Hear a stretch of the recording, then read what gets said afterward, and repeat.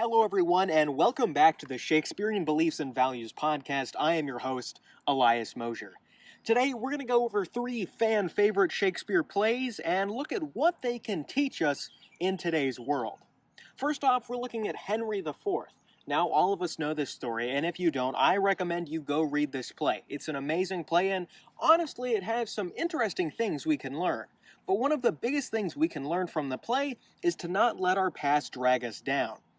All of us know the young character of Hal, a prince who seems to be a little bit rough around the edges. But one of the things we learn about his character is in the past, he used to run with a somewhat shady group of people, one of those people being Falstaff.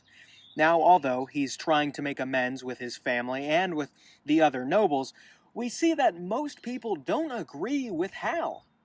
So what we can learn from Hal towards the end of the play is that we should never let our past drag us down.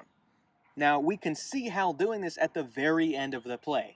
After his father dies and he becomes the new king, many people thought that he might do bad things, including his own siblings. But what Hal taught us was that, to his own siblings even, that although his past was dark and although his past was quite shaky, now he is a different person and he is going to move forward.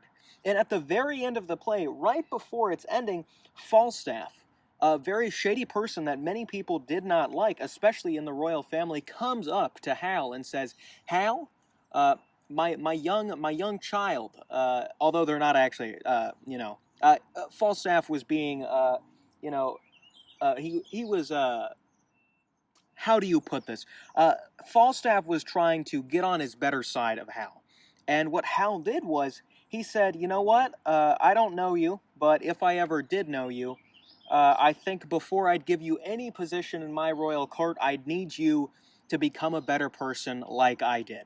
And what we can see there is Hal learning from his past, but also not letting it drag him down, which is extremely important in the play alone. And honestly, probably extremely important to Hal himself. Now, the next play we can look to is Much Ado About Nothing. This was a great play, a little bit of a love story, if you could say that, with some twists and some tragic turns.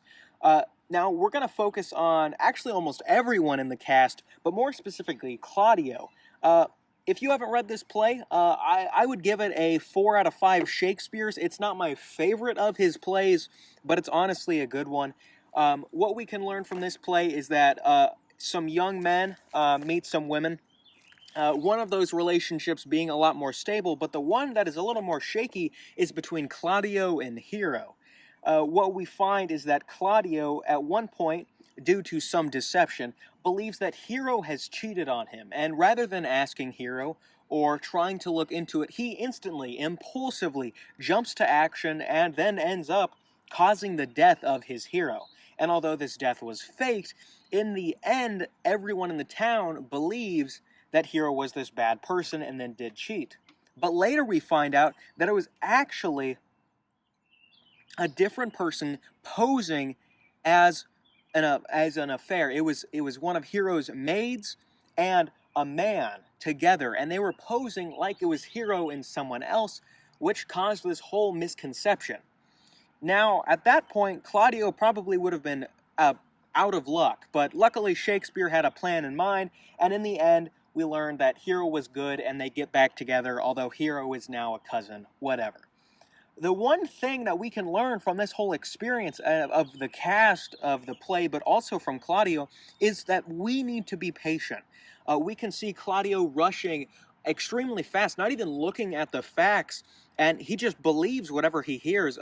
This goes a lot into fake news. You know, a lot of people are having problems with fake news, and honestly, if you look at the facts, if you take some time to look around, be patient, look, research, maybe figure out what's happening, give it a week or two before you actually do something, it can actually help out a lot, and patience is a virtue. Now, our final play that we're going to be going over is actually one of my favorites. I'd give it 5 Shakespeare's out of 5 Shakespeare's. That happens to be Hamlet. Hamlet is an amazing play, and I think everyone does enjoy it. But anyway, on to Hamlet. The real lesson I wanted to teach today, or at least bring up to people's minds isn't one of the normal ones about loyalty or revenge or really any of that stuff. I wanted to go a little bit different because we've done Hamlet so many times in the past episodes from the podcast. Really, I wanted to go through Hamlet's experience of doing the YOLO, as the kids would say. YOLO stands for You Only Live Once, and I think it's really important for people to do. I think Hamlet exemplified this amazing. There's a great song by The Lonely Island. They're a great music group called YOLO, and it talks about how since you only live once, you need to be careful in what you do. You need to plan what you do. And I think this goes into a lot of the same stuff with patience for much to do about nothing. But Hamlet, throughout the play, what he ended up doing was he had a plan in mind to show Claudius's guilt.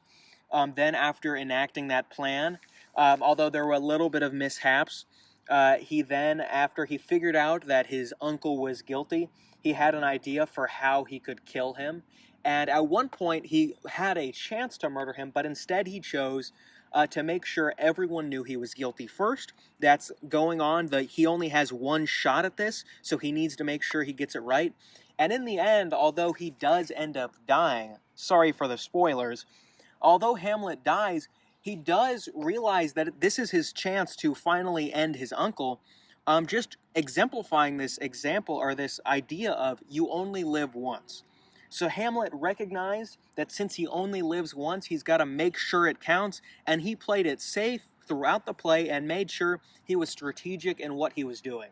And I think that is an amazing thing all of us can learn, to do the YOLO, and that is to stay safe and plan everything and make sure nothing can harm us. But overall, that was it for this episode of the Shakespearean Values and Belief podcast. If you'd like to support future episodes, you can go buy some salad from your local Dillons.